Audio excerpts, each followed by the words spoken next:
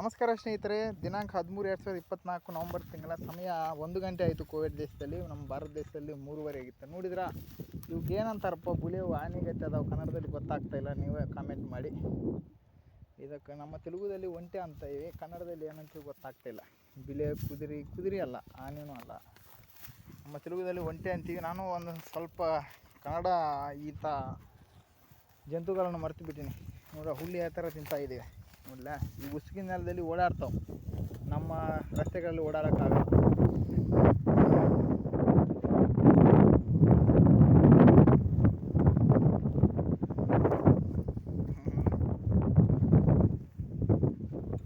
చూడండి, గడ్డి గింజలు అన్నమాట ఎన్ని చూసారు కదా. మేము ఇక్కడే పనిచేస్తూ ఉన్నాం.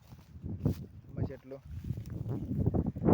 నేను నా ఒంటెలకు ఆహారం నా పని. కోవిడ్ దేశంలో, Gulf country state of Kuwait city, my hard work friends. Good afternoon.